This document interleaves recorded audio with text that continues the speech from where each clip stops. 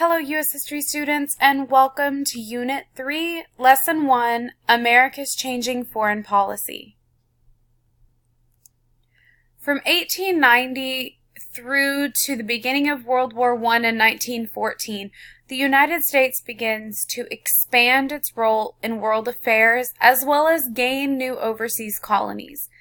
And in order to understand how we got to this point, we need to look at expansion of United States territory through manifest destiny leading up to 1890.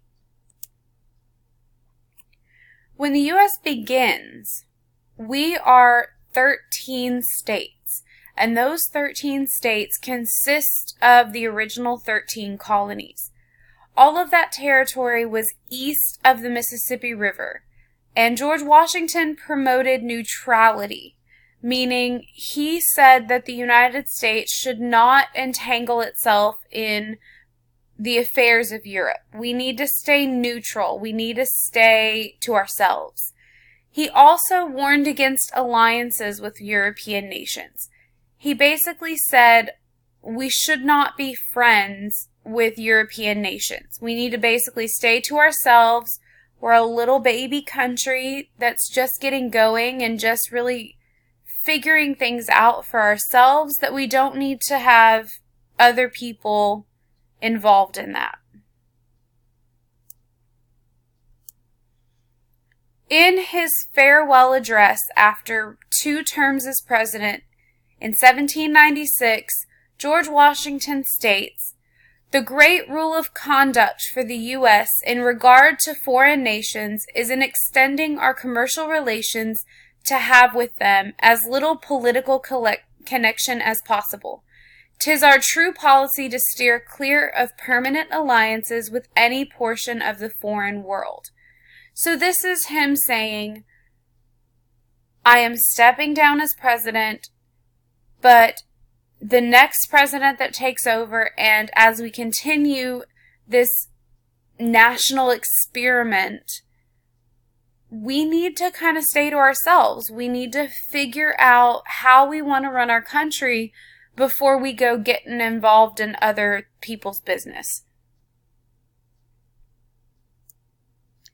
By the 1820s, Thomas Jefferson had purchased the Louisiana Territory. We had won, so to speak, the War of 1812. We had gained Florida. And we were no longer a little baby country, but we were really starting to make our presence known in the world. And we were starting to really gain a lot more territory, as you can see in our map on the right. We're continuing this idea of manifest destiny, or the belief that it is America's God-given right to expand from sea to sea. In 1823, President James Monroe issued the Monroe Doctrine. And this is a document that says that we need to stay neutral.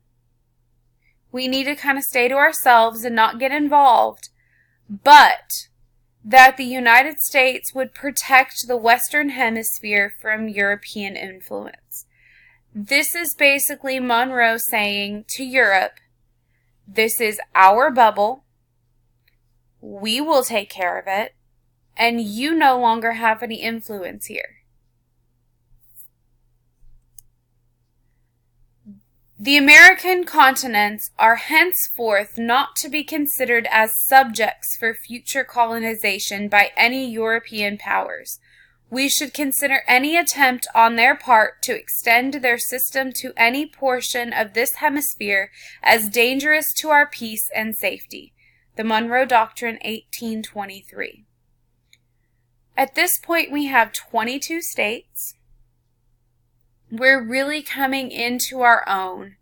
And while majority of the Americas, both North and South America, had previously at one time or another been controlled by one European state or another, or country, we don't want them butting into our business anymore. So this is our president giving them a formal declaration. This is our bubble, you stay out.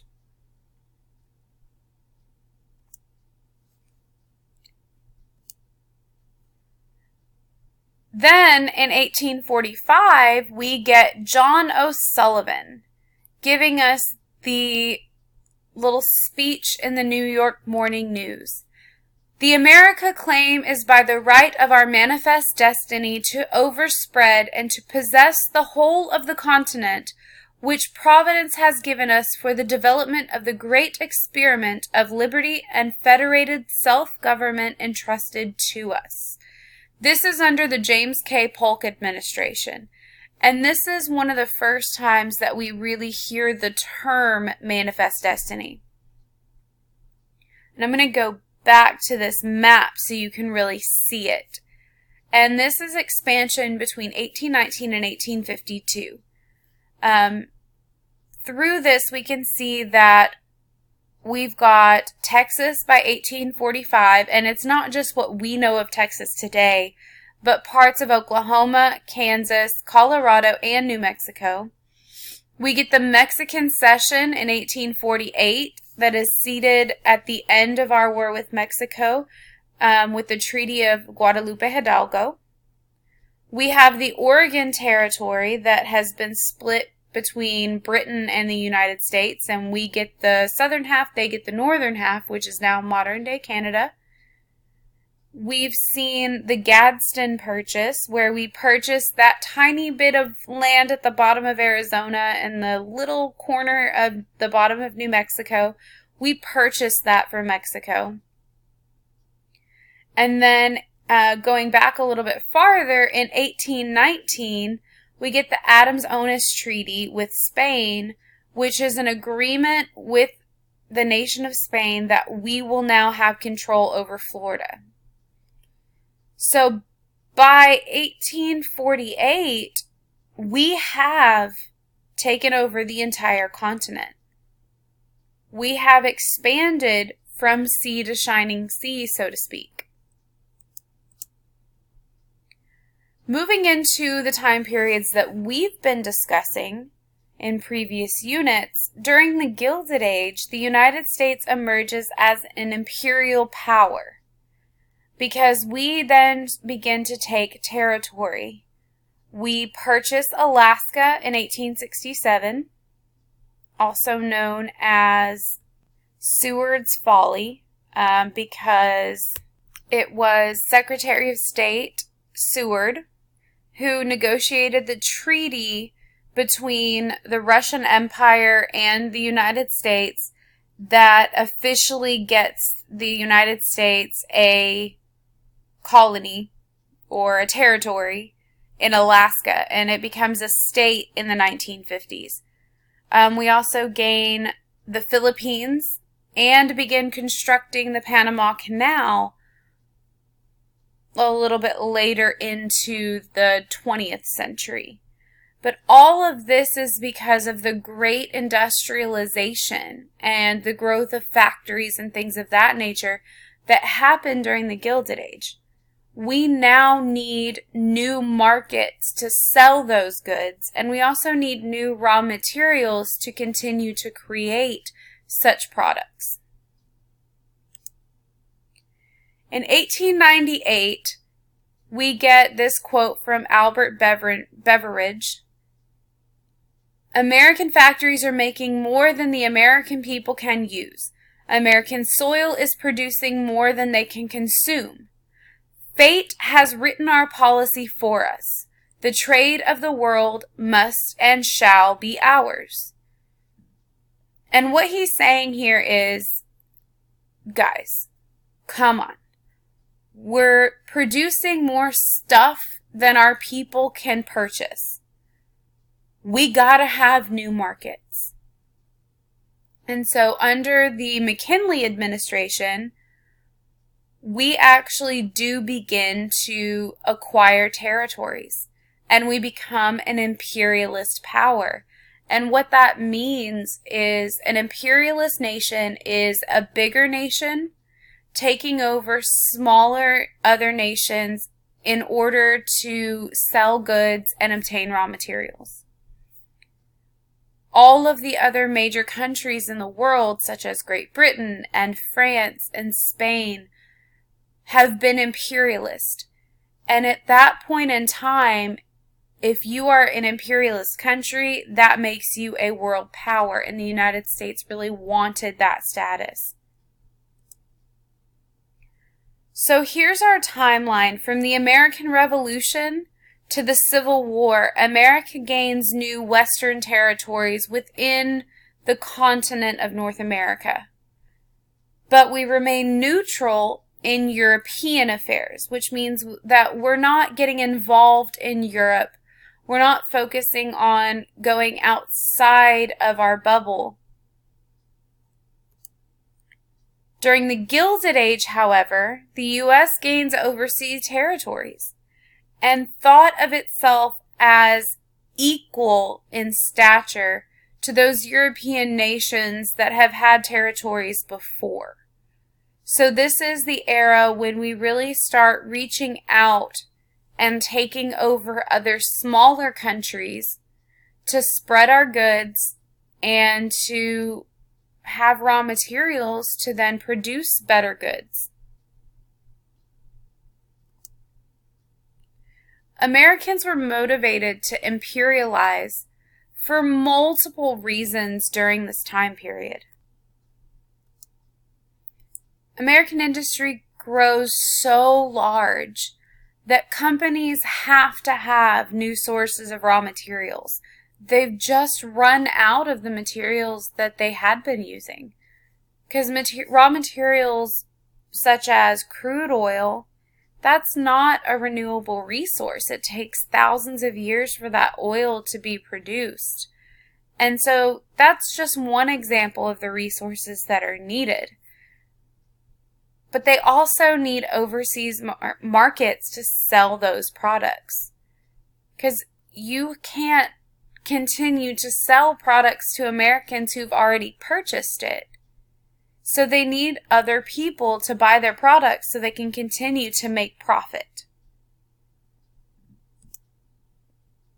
In 1890, the U.S. Census revealed that the American frontier was officially closed, and there were no new lands in the West to expand into. So we've been a country at this point since the end of the American Revolution, with the signing of the Treaty of Paris in 1783.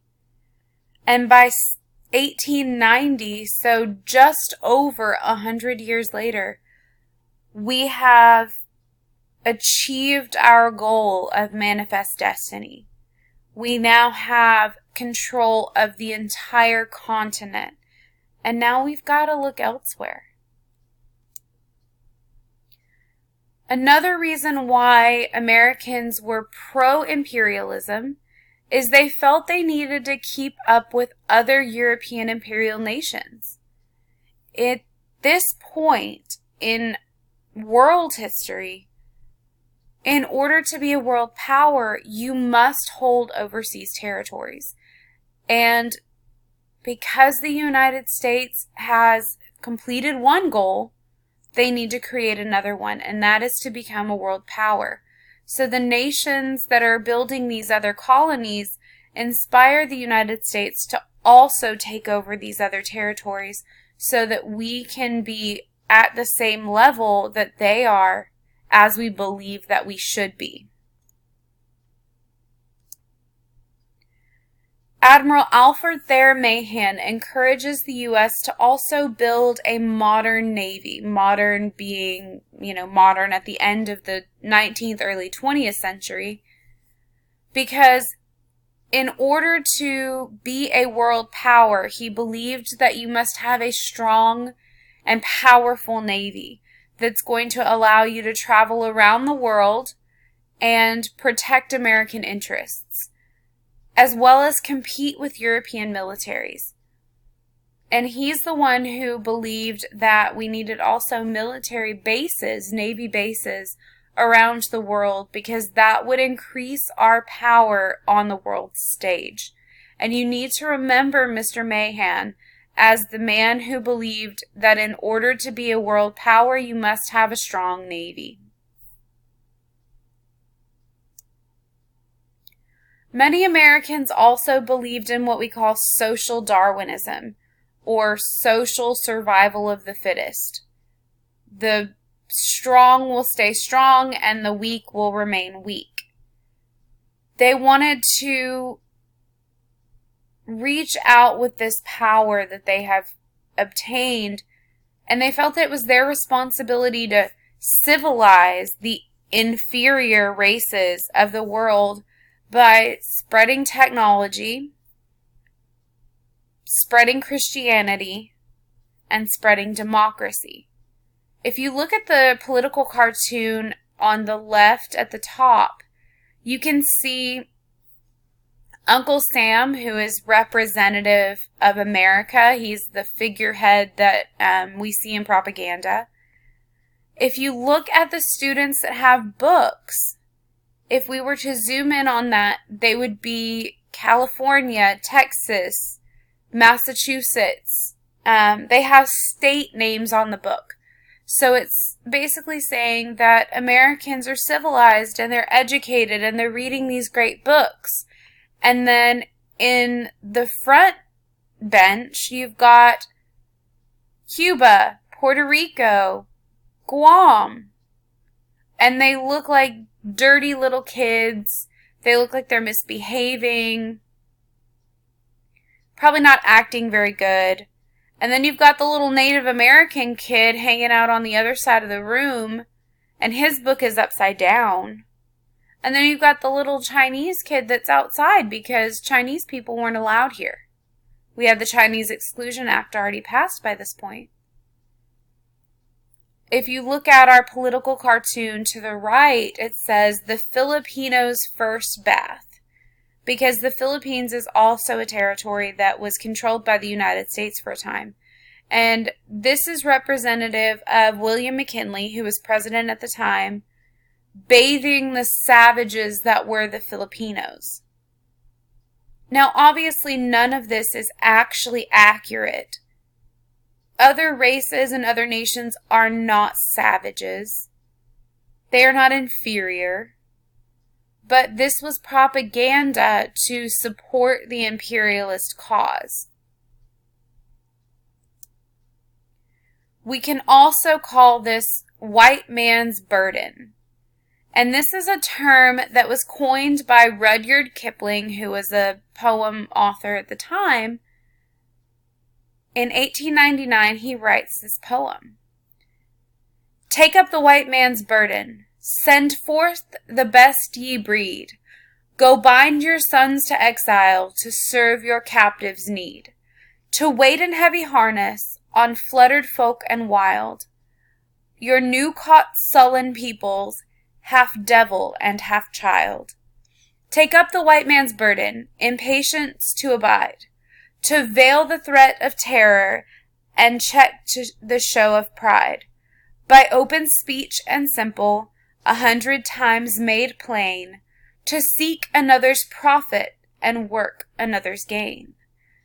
He's essentially saying in this that the United States, being a nation of people with allegedly superior technology and culture and political systems, should take up the, air quotes, burden of spreading these blessings to supposedly primitive peoples. And he's actually speaking specifically of the people in the Philippines, but the thought process could be applied to any of the territories that the United States happens to take over. By the 20th century, or the beginning of the 1900s, the U.S. had become a world power. The Industrial Revolution had transformed the United States into an economic power. The U.S. built the world's third largest navy. We had annexed or brought new territories in the Caribbean and in Asia into our country. To annex means to bring into. And America had asserted itself as an equal to European nations. We are no longer lesser than you. We are your equal. And we also used our influence to build the Panama Canal, protect Latin America, and open trade policies with Asian nations. This is going to bring us to the end of Unit 3, Lesson 1. See you back here for Unit 3, Lesson 2, and I hope you have a great day.